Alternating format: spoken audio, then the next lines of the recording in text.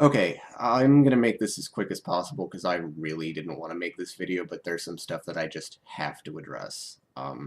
As of last night, which would be February 11th, 2018, it appears that my moderator access on the Great Debate Community G+ group has been removed, as well as my admin access to the GDC Wiki. I'll give people one guess as to who did that, but as for the reason why, I think it's pretty obvious. I had the audacity to criticize Steve in a public forum.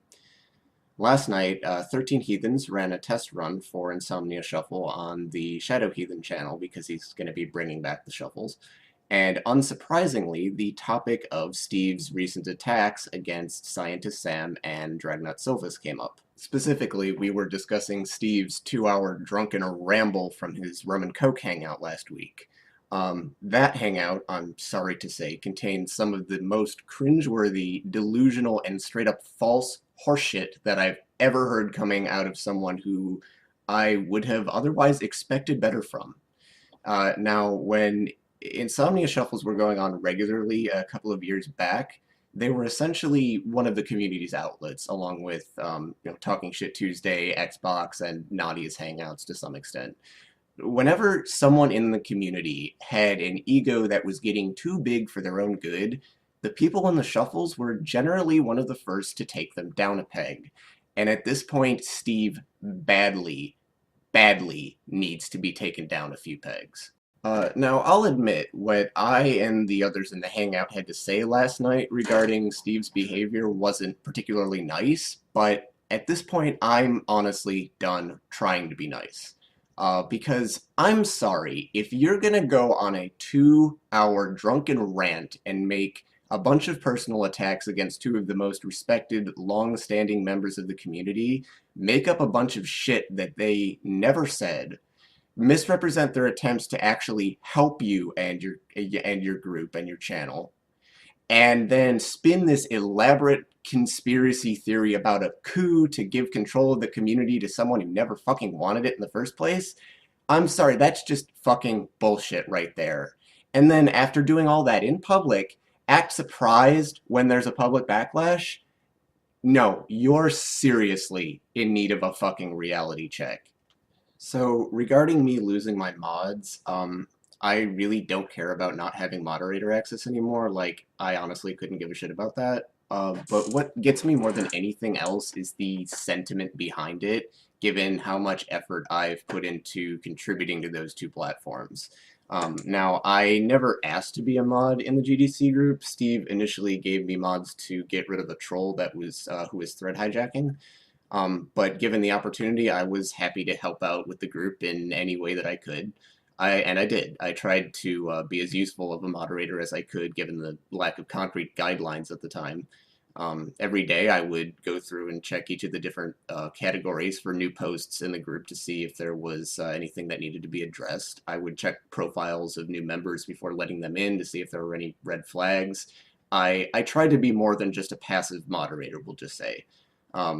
Yeah, obviously, none of that matters to Steve at this point.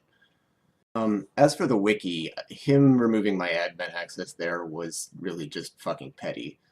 First of all, the wiki wasn't his to begin with. It was created by Calster.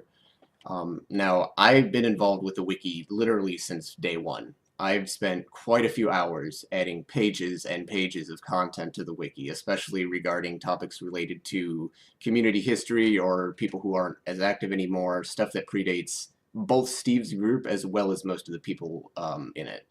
So, yeah, to anyone watching who came into the community initially through Steve's group, there's about 4 years of history attached to the name Great Debate Community going back before Steve's group was created, plus another 6 or so years of history that goes back even farther.